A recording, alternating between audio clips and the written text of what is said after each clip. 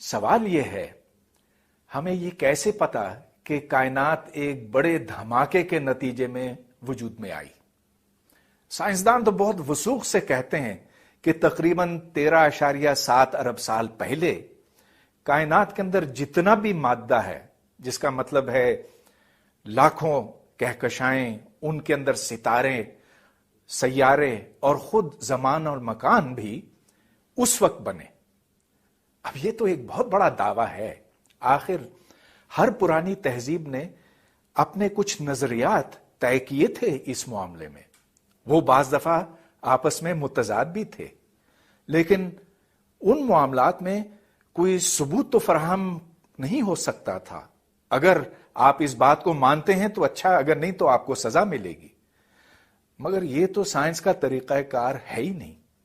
تو آخر یہ سائنسدان کیوں کہہ سکتے ہیں کہ ایسا ہوا؟ بگ بینگ کے حق میں 3 اہم دلائل ہیں۔ پہلی دلیل سمجھانے کے لیے ہمیں تقریباً 100 سال پیچھے کی طرف جانا ہوگا۔ اس وقت ایک امریکن ماہر فلکیات ایڈون ہبل آسمان کا مطالعہ کر رہا تھا۔ اس کے پاس ایک طاقتور دوربین تھی اور ساتھ ایک اسپیکٹروسکوپ۔ اسپیکٹروسکوپ وہ آلہ ہے جس سے ستاروں کی رفتار معلوم ہو سکتی ہے۔ اب اس نے جو دیکھا وہ انتہائی دلچسپ ہے۔ ہبل کا مشاہدہ یہ تھا کہ تمام کہکشائیں، ادھر بھی ہزاروں لاکھوں کہکشاؤں کا اس نے مشاہدہ کیا، یہ ساری کہکشائیں ہم سے دور بھاگتی جا رہی ہیں، اور جو کہکشاں ہم سے زیادہ دور ہے اس کی رفتار اسی حساب سے زیادہ ہے۔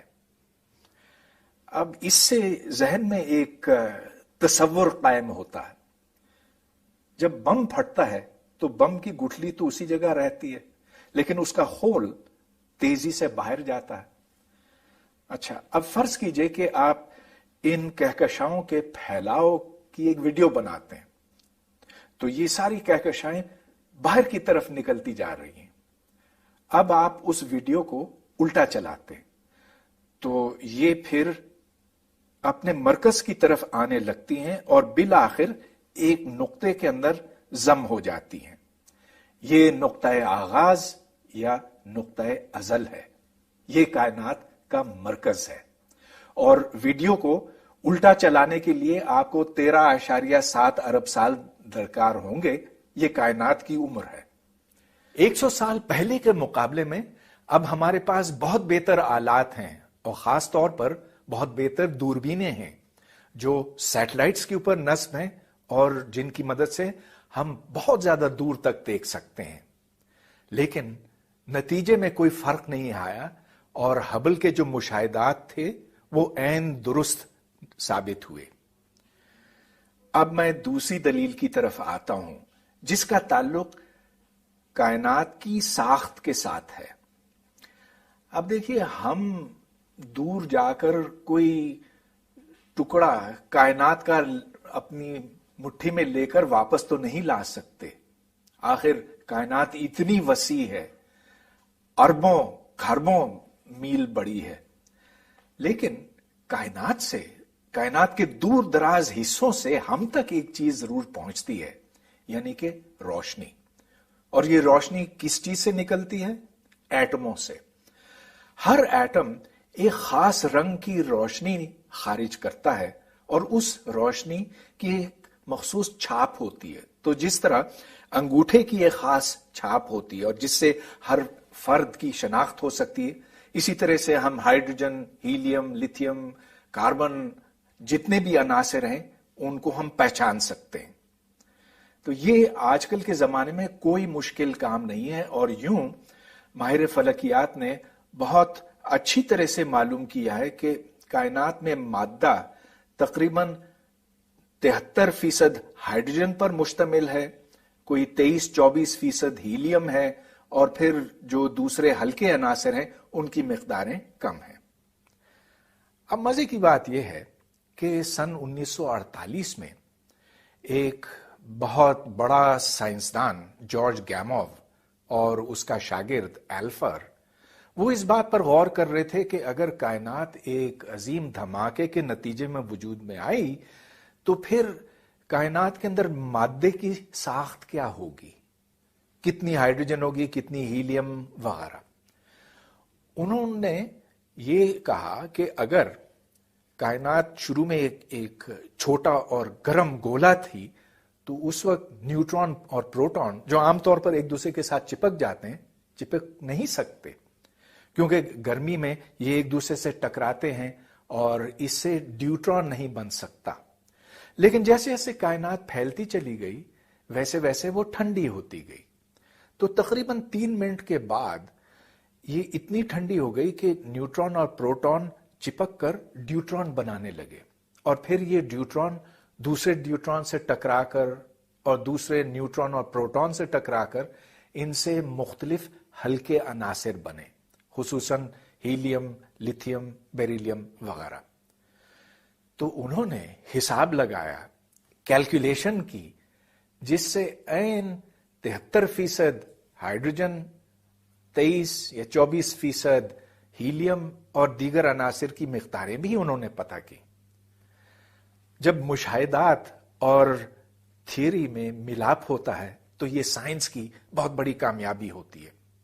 تو یہ دوسری دلیل ہے بگ بینگ کے حق میں۔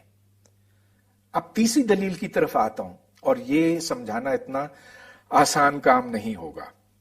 میں نے آپ کو بتایا تھا کہ نیوٹران اور پروٹون ہوتے تھے ابتدائی کائنات میں، لیکن اس کے علاوہ الیکٹران بھی تھے۔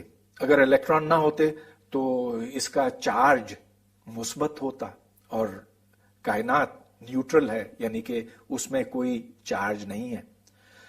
تو الیکٹران بھی ہیں، اور ان کے علاوہ فوٹون روشنی کے ذرے ہوتے ہیں۔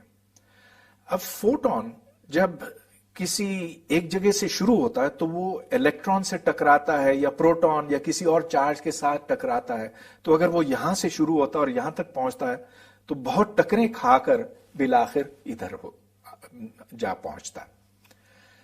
اب جیسے جیسے کائنات ٹھنڈی ہوتی گئی ویسے ویسے یہ الیکٹرانز اور پروٹونز کا اور نیوٹرانز کا ٹکرانا کم ہوتا گیا، اور بالآخر سے مطلب ہے 370,000 سال بعد کائنات اتنی ٹھنڈی ہو گئی کہ الیکٹران اور پروٹون جڑ سکے، ان سے پھر ہائیڈروجن کے ایٹم بننے لگے اور ہیلیم اور دیگر ایٹم بھی بننے لگے۔ اس کا نتیجہ یہ ہوا کہ فوٹون جب ایک جگہ سے شروع ہوتا تھا تو بآسانی دوسری جگہ پہنچ سکتا تھا، اس کو بہت کم ٹکریں لگتی تھیں، لہذا اس وقت کائنات شفاف ہو گئی۔ اب اس کی پیشن گوئی جارج گیموف نے کی تھی، اور عجیب بات یہ ہے کہ سن 1965 میں اس کو اتفاقاً تجرباتی طور پر دیکھا گیا۔ اس تجربے کے بارے میں آپ کو تھوڑا سا بتاتا ہوں۔ 2 سائنسدان تھے، پینزیاس اور ولسن، اور یہ بیل لیبز میں کام کر رہے تھے جو امریکہ کی ایک بڑی لیبارٹری ہے۔ ان کا تعلق کاسمولوجی یا کائنات کے معاملات سے بالکل نہیں تھا۔ وہ انجینئر تھے بنیادی طور پر، اور وہ مائکرو ویوز کے اوپر کام کر رہے تھے۔ ان کا کام یہ تھا کہ ایسے آلات بنائے جائیں جن سے سیٹلائٹس کے ساتھ رابطہ ہو سکے، مگر ان کا ایکوپمنٹ ایک مشکل میں تھا، اس میں ایک ہلکا سا شور آ رہا تھا، جیسی آواز آ رہی تھی۔ تو پہلے انہوں نے سوچا کہ اس کو اگر وہ ٹھنڈا کریں گے تو یہ شور کم ہو جائے گا، جیسا کہ عام طور پہ ہوتا ہے۔ پھر انہوں نے یہ سوچا کہ اس کے اوپر کبوتروں نے گند کیا ہے، وہ بھی غلط ثابت ہوا۔ وہ بہت پریشان رہے، لیکن انہوں نے آخر اپنے مشاہدات ایک پرچے میں چھاپ دیے۔ یہ پرچہ پرنسٹن یونیورسٹی کے 4 سائنسدانوں نے پڑھا، اور انہوں نے فوراً یہ پہچان لیا کہ یہ کائنات کی ابتدائی دور کی علامت ہے، اور اس کو اب نام دیا گیا ہے cosmic microwave background radiation, CMBR۔ اگر آپ کے پاس، میرے پاس ایسی اینک ہوتی جس سے ہم یہ ہلکی سی روشنی دیکھ سکتے تو ہمیں یہ روشنی ہر جگہ نظر آتی، زمین کے اطراف بھی، نظام شمسی میں بھی، ہر کہکشاں میں بھی بظاہر اس روشنی کا کوئی منبع نہیں ہے۔ تو دراصل یہ کائنات کی باقیات میں سے ہیں۔ آج ہمارے پاس یہ 3 مضبوط دلیلیں ہیں۔ اول یہ کہ کائنات پھیلتی چلی جا رہی ہے، پھر اس کی ساخت ہم نے صحیح طرح سے معلوم کی ہے، اور آخر میں cosmic microwave background radiation. ہاں، کچھ چھوٹے موٹے معاملات ضرور ہوتے ہیں سائنس میں۔ سائنس کبھی یہ دعویٰ نہیں کرتی ہے کہ اس کے پاس بس اب ایک ہی چیز ہے، اس سے آگے نہیں بڑھنا، لیکن اس میں اب بہتری آتی جائے گی، ریفائنمنٹ آتی جائے گی۔ کبھی بگ بینگ کے نظریے کو غلط نہیں ثابت کیا جائے گا، کم از کم آج کی سوچ تو یہ ہے۔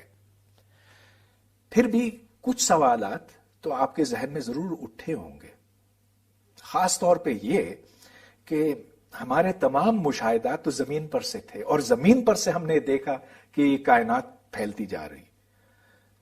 کیا اس کا مطلب یہ ہوا کہ ہماری زمین تمام کائنات کا مرکز ہے، کہ سب کچھ یہیں سے شروع ہوا تھا؟